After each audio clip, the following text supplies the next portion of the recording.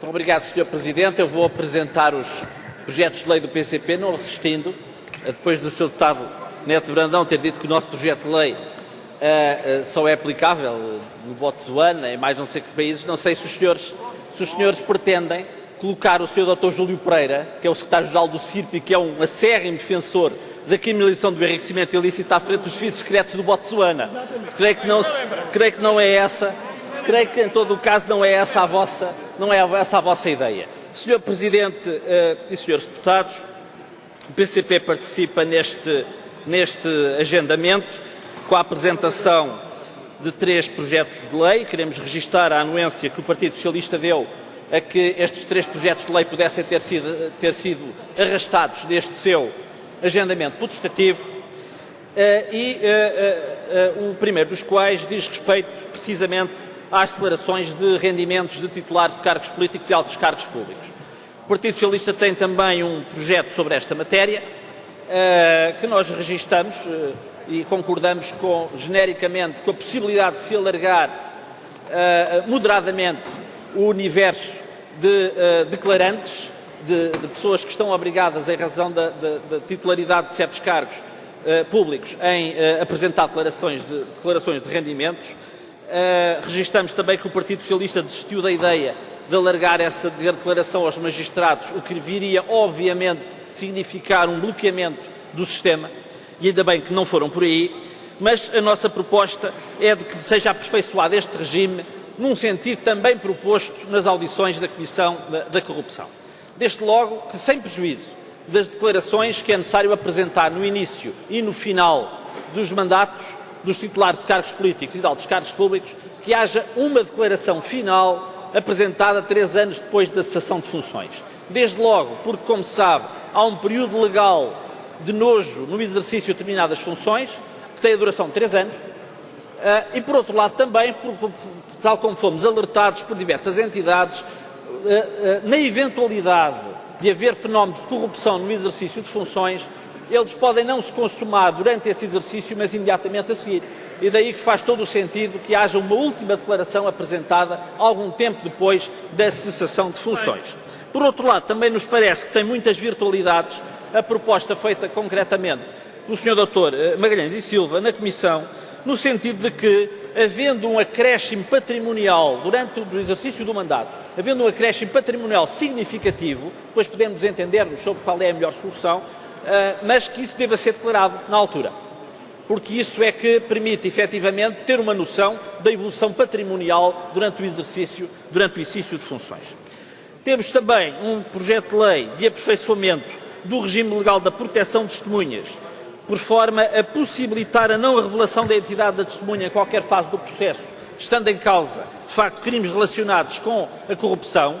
Este também é um problema que tem sido muito referido. Como se sabe, um dos problemas na detecção destes crimes é o receio das testemunhas por eventuais represálias que possam vir a sofrer, possam recair sobre si ou sobre os seus familiares próximos. E, portanto, faz todo o sentido também que mecanismos de proteção de testemunhas que já existem para outros tipos legais possam ser aplicados também ao caso dos crimes de corrupção, e é isso que propomos. E apresentamos também um projeto de lei relacionado com o regime de tutela administrativa sobre as autarquias locais, que tem que ver com as causas de perda de mandato dos respectivos titulares. Em 1998, durante um governo anterior do Partido Socialista, e curiosamente, tendo como ministro responsável pela tutela do poder local e, portanto, proponente dessa alteração legal, foi alterado o regime de tutela e foram reduzidos drasticamente os casos de perda de mandato. E foram reduzidos os casos de foram eliminadas as causas de perda de mandato relacionadas com a intervenção em procedimentos administrativos ou em decisões de processos administrativos em causa própria. Ou seja, até 1998 estava previsto que um autarca que interviesse num processo que envolvesse interesses seus próprios ou seus familiares diretos, que essa intervenção fosse causa de perda de mandato. Em 1998, lamentavelmente, essa disposição foi revogada. E, portanto, hoje em dia, o que acontece é que é muito difícil demonstrar que da intervenção de um autarca num procedimento administrativo resultou uma vantagem direta para si ou para um familiar próximo.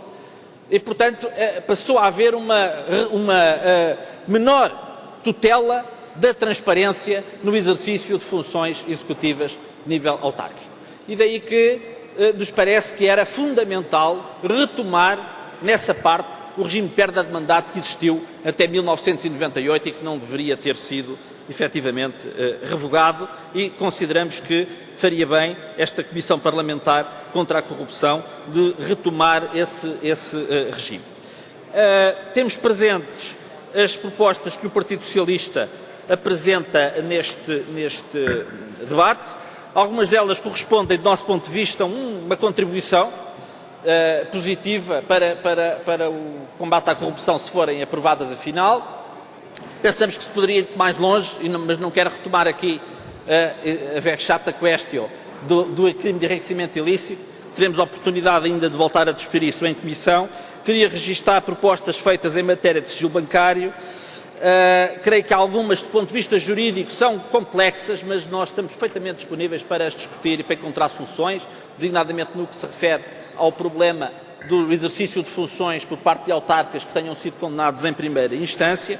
Tem de ser encontrado, podemos trabalhar para encontrar uma solução, e o mesmo se diga relativamente ao problema do crime urbanístico, que vale a pena ponderar no seguinte: é que as propostas que nos apresentam têm um problema, que é onde se dá um eventual facto corruptivo não é neste momento.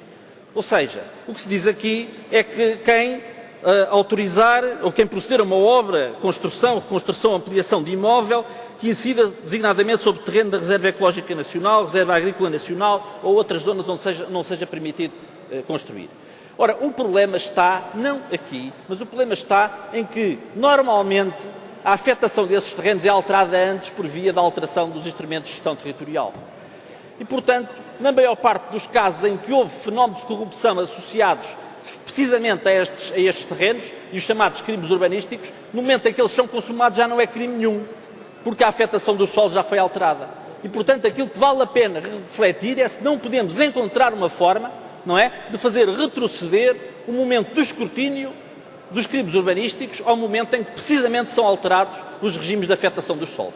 E essa é uma discussão que nós teremos a ocasião de ter seguramente na Comissão de Combate à Corrupção, e nós estamos inteiramente disponíveis para participar, inclusivamente até com propostas concretas para se encontrar um regime adequado. Muito obrigado.